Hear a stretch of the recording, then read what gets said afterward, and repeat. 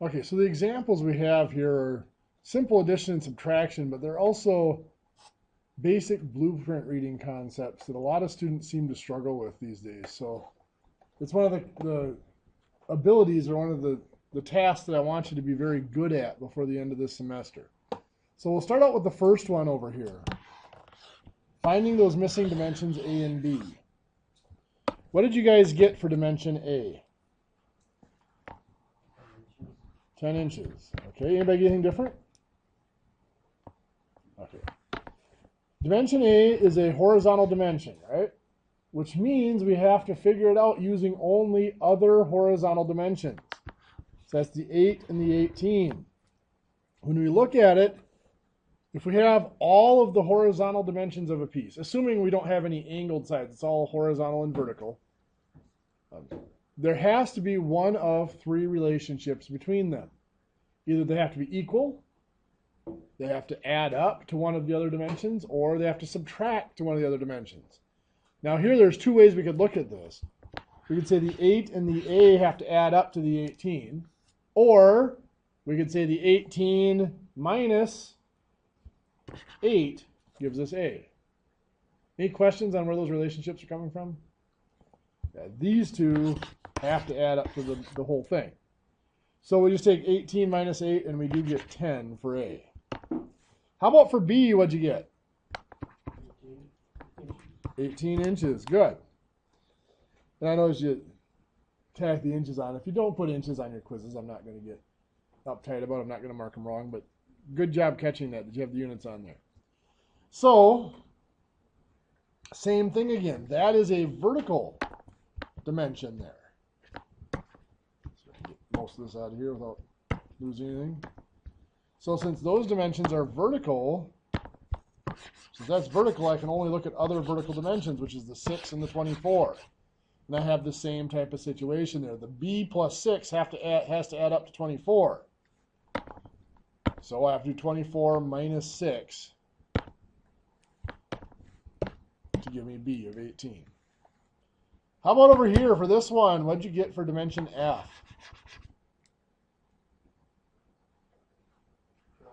12. Very good. Same situation, only now I'm giving you the outside dimension and asking you for the inside dimension there. We know the 8 and the F are horizontal, so 20 is the other horizontal. 8 and F have to add up to 20, so we take 20 minus 8 to get F. 12 inches. How about D? What, 12 inches again, good. Same thing. We're looking at D is a vertical dimension, so we look at the other vertical dimensions right there. The relationship is D plus 18 has to add up to 30. So to go backwards, 30 minus 18 gives us 12 for D. This last one's a little bit trickier. We're going to start out with N, the easier of the two. What do you guys get for N? 10 inches. Good. N is vertical, so we look at all the other vertical dimensions.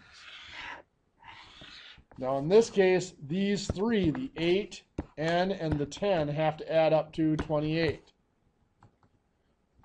So we're going to take 28, we subtract 8, gives us 20, subtract 10, gives us 10. Now for the tough one. What did you guys get for M? 8 inches, very good. This one does not work real well straightforward. To get this one, the easiest way for me to do it is to define an extra dimension. I'm going to define this one in here. I'll just call it P.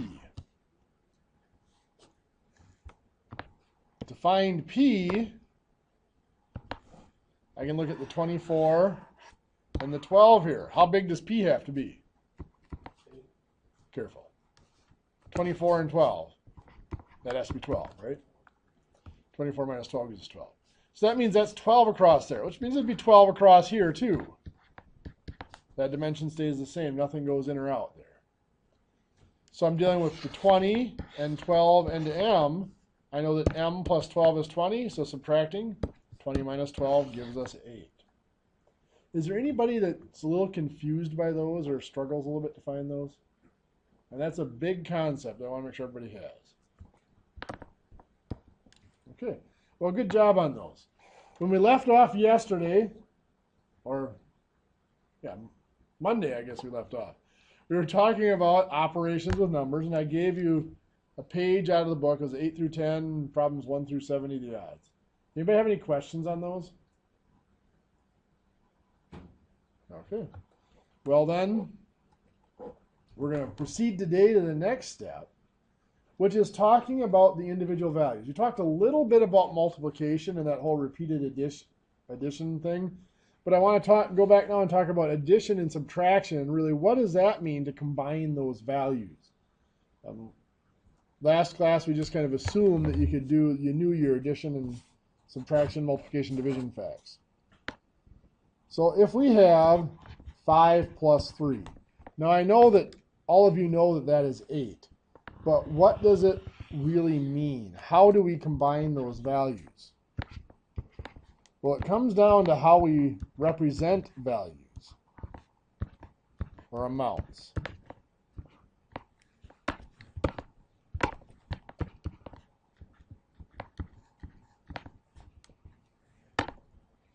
There are several ways, and of course the number line is where we do all of our calculations come from the number line. And all our values are represented on a number line. And there are a few different ways of representing these values on the number line. One is I could just put a dot on it. 5 could be represented by a dot at 5. That's not very, it's a great, what's that? I thought somebody had a question. That works well for just representing the value, but it doesn't work well for doing anything with it. So we're going to be calculating, we're going to be adding, so we're going to use a different representation of that value. The value that the representation we're going to use is what's called a vector. Now, that's a fancy word for a pretty simple concept. All it is an arrow that starts at 0 and goes to that value. So that vector has a value of 5 because it goes 5 units in the positive direction. Now, this is also a vector of 5 because it goes 5 units in the positive direction. So it doesn't necessarily have to start at 0, but we create it by starting at 0 and going to that value. So then our vector for 3 starts at 0 and goes to 3. It's 3 units long in the positive direction. The operation of addition is defined by physically combining these values, combining these vectors. So we take, if we're going to add 3 to 5, we take the vector for 3 and we combine it with the vector for 5. And of course it ends up at 8. 5 plus 3 is 8. Pretty simple, right? Why am I bothering to go through that? You guys know your one-digit addition facts. Well, the reason I'm doing that is one of our things for today is to look at what does it mean to have 5 plus a negative 3. Well, with that definition of combining vectors, really all we have to do to combine 5 and negative 3 is to define what negative 3 is represented as. That starts at 0 and just goes to negative 3. So it's a vector that's 3 units long heading in the negative direction. If I combine that with 5, it's going to look like that. Where does it end up at? 2. Perfect. So 5 plus negative 3 is 2. 5 plus 3, of course, was 8. Now, I don't expect you're going to draw out number lines every time you add integers. These negative numbers, by the way, are called integers. Integers don't have a decimal or a fraction. So negative 3, negative 5, positive 7, positive 12. Those are all integers, positive or negative, without any decimals or fractions on them. I don't expect you to draw a number line every time you go to add integers. But keeping that picture in your mind, this one that we just did right up here, helps me. I actually think of it that way when I go to add integers. So if I have a negative 9 plus a negative 7. Some of you might know that answer, but if you don't, you can think of it this way. Here's my 0. Which direction does negative 7 go? Or sorry, negative 9 go? Negative, right? To the left. There's my negative 9. Does negative 7 go the same direction or the opposite direction? Same. They're both negative. So what this is telling me is, first of all, it's telling me that my answer is negative, because they both go in the negative direction.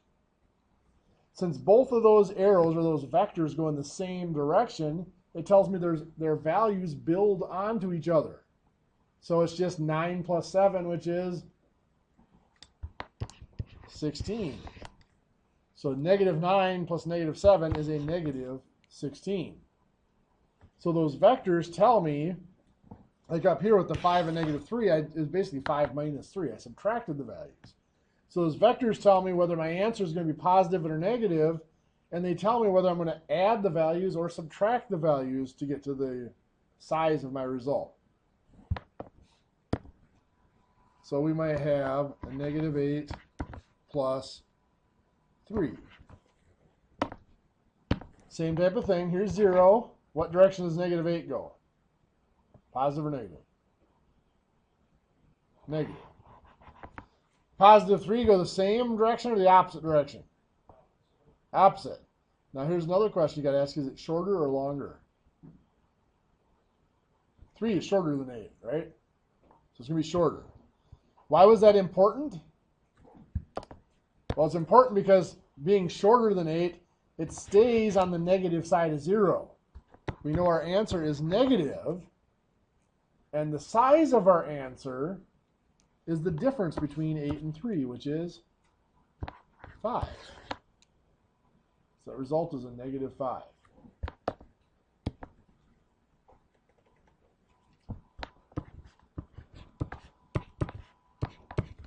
How about negative 7 plus 11? So again, we start at 0. Negative 7 goes which direction? Left. Negative, right? 11, same direction or opposite? Opposite. Shorter or longer? It's longer, so that tells us it goes past 0 onto the positive side of things.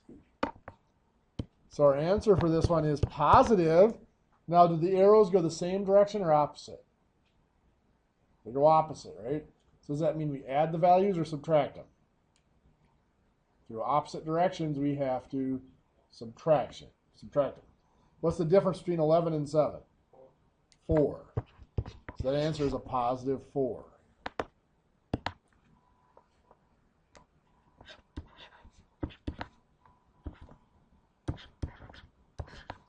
Now the parentheses on these, in the next couple of classes, we're going to talk about order of operations. And parentheses being an enclosing symbol usually means do something here first. That's only one of the uses of parentheses. Another use of a parentheses is to clarify. And in this case, that's all it's doing is to clarify that that's a negative 19, not subtract 19. So here, 12 plus a negative 19, we start at 0. What direction does 12 go? To the right, positive. Negative 19, same or opposite? Opposite. Shorter or longer? Longer. So we're going past 0 into the negative. Do we add the values or subtract the values? Subtract. Difference between 12 and 19? 7. So it's a negative 7. Make sense? Okay. Subtraction's where it gets a bit more complicated.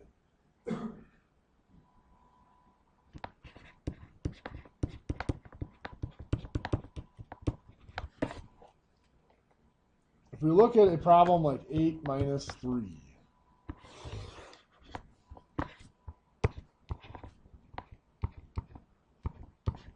if I put this on our number line, 8, of course, looks like that. And the way you would most likely illustrate 8 subtract 3 or 8 minus 3 is you just do this. We know it has to be 5, so you just draw the arrow back to the 5.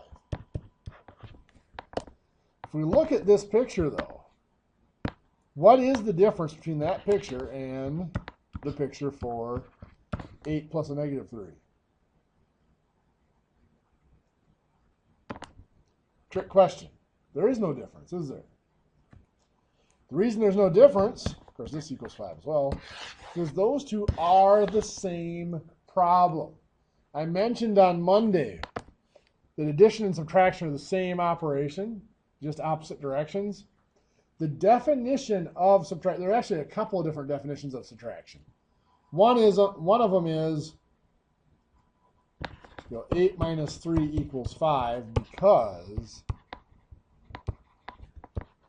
5 plus 3 equals 8. You can reverse it into an addition problem. That's one of the definitions. The other definition, the more useful one in this case, is 8 minus 3. That subtraction sign is a shortcut for addition. That subtraction sign means add the opposite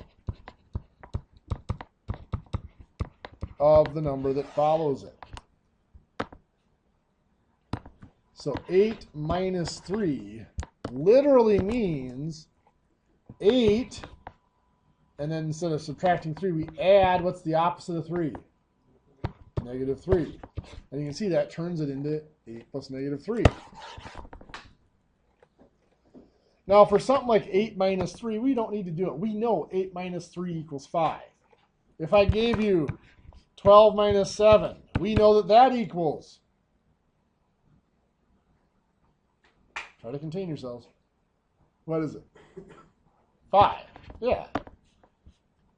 But when we start throwing in the integers, the negatives, if I give you 12 or negative 12 minus 5, what do you get?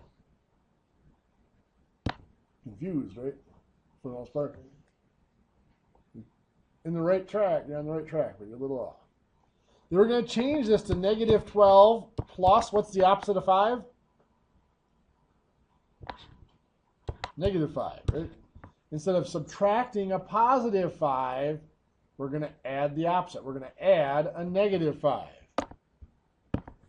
So from 0, negative 12 goes to the negative side. Negative 5 goes the same direction. So this answer is negative, but it's 17. They go in the same direction, so we add the values. So let's do a negative 8 minus 13. First of all, what are we going to change that to? Negative 8 plus a negative 13. So again, negative 8, negative 13. Our answer is negative. They go the same direction, so we add the values. 8 plus 13 is 21.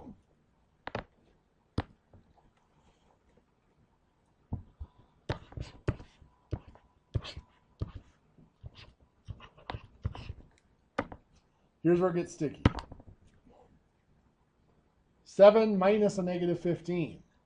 Well, we're going to change this to plus the opposite, right? So it's 7 plus, what's the opposite of negative 15? Positive 15. This is one that confuses a lot of people. When we are subtracting a negative number, it becomes the same as adding a positive number. So 7 plus 15, I don't even need to draw out the number line for that, do I? What is it? 22. If I have 9 minus a negative 5. Again, let's change it to addition. It's going to be 9 plus 5. Good. Which is 14. Let's go one step more difficult.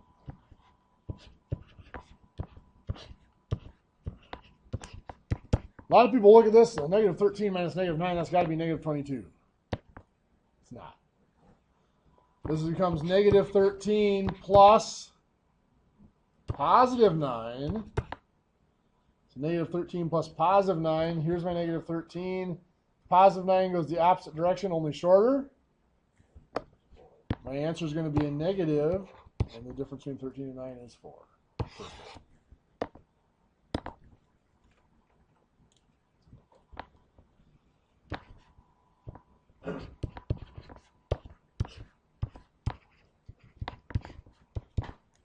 So what's this one going to become? Negative 73 plus 34. Right? So negative 73 plus 34 tells us this is going to be a negative because the 34 was shorter, and it's the difference between 73 minus 34, right?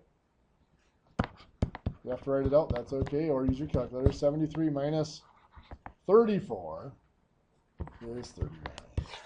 So negative 39. I'll have you guys try a few of these in your notes quick. See if you've got them down.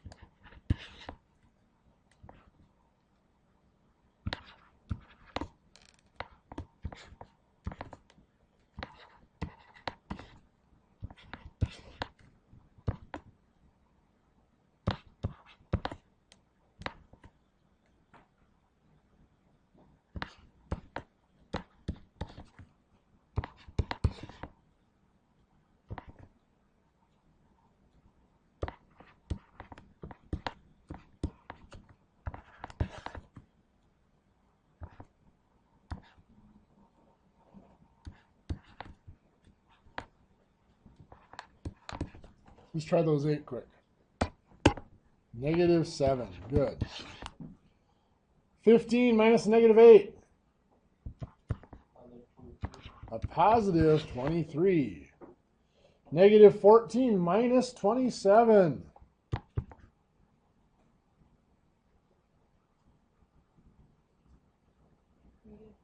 There we go. Negative 41. Thank you. Negative 9 plus negative 18. Negative 27. Next column. Did everybody get through them, or does anybody need more time? We're good. Negative 23 minus negative 28. Positive 5. Good. Negative 17 minus a negative 4. Negative 13. Good. Negative 53 plus 19.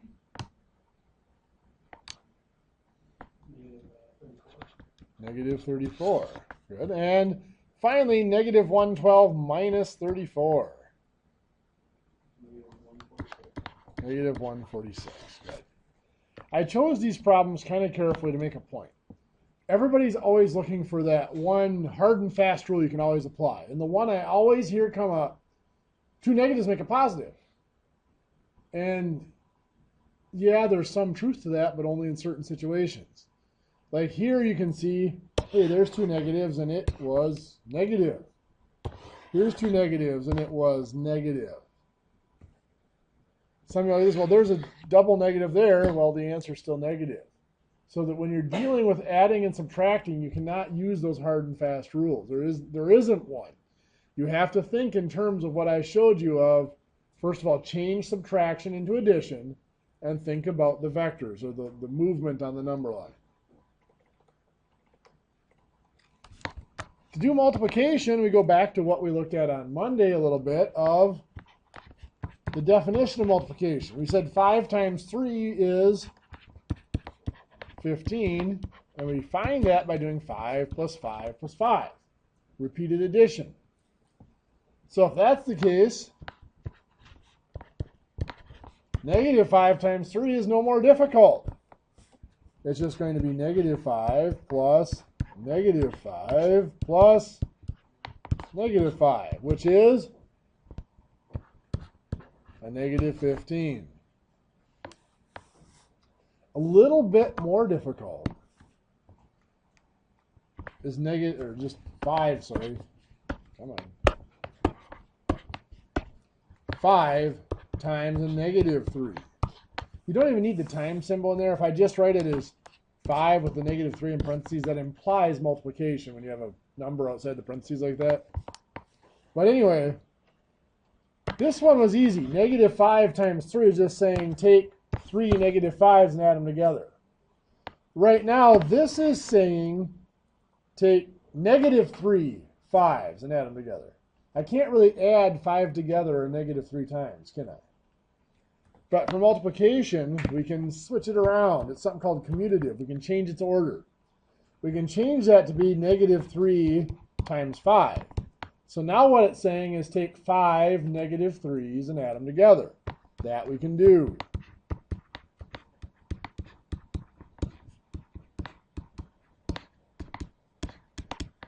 And of course that equals negative 15. Well, what if I have negative 5 times a negative 3? Yeah, most of you have been taught that is a positive 15. This is where the rule, the two negatives make a positive, when you're multiplying or dividing. But why does that work? I can't take negative 3 of the negative 5s and add them together. I can't add negative 5 together negative 3 times. Switching the order doesn't matter. If I did negative 3 times a negative 5, I can't add negative 3 together negative 5 times either. The definition of multiplication does not work for this problem. It breaks down. And that actually happens a lot in math. And when that happens, what we do is we look for a pattern. And then we define the result to be what makes that pattern work. Now, when a lot of us learn math, this is the way I was taught at least, we were told it just does. We define it to be that way, memorize it and do it. It just does. Two negatives just do multiply to make a positive. Well, let me show you the reason why. If we start out with our negative 5, let's multiply it by a positive number like 3. We've already said negative 5 times 3 is negative 15. If we do negative 5 times 2, what do we get? Negative 10. Negative 5 times 1, negative 5. Let's look for a pattern here. So we're starting with negative 5 every time. If we reduce the number that we're multiplying by 1, what happens to our answer? Not down, but up. When we're dealing with the negatives, everything's kind of backwards. Yeah, we're going from negative 15 up to negative 10. If we go down 1 more, does that still hold true? Yeah, it goes up by 5. So let's take the next step. Negative 5 times 0. Well, anything times 0 is 0.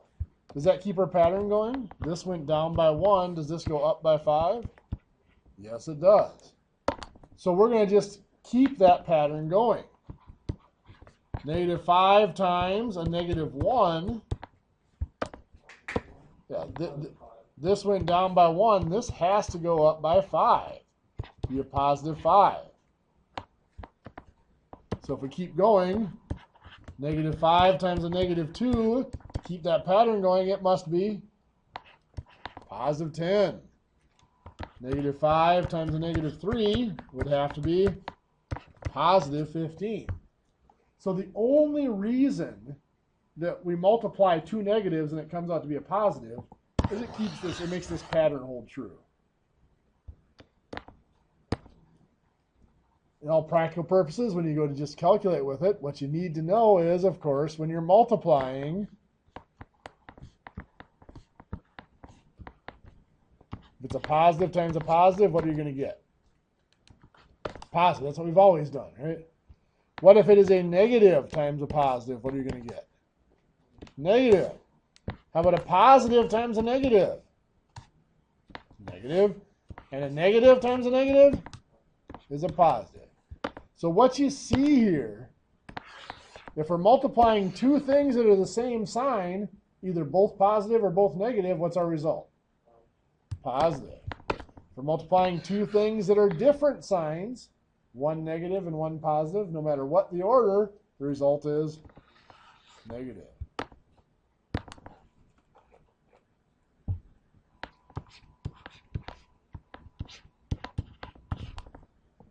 Let's try a couple in your notes quick. So 17 times negative 3, negative 8 times 11,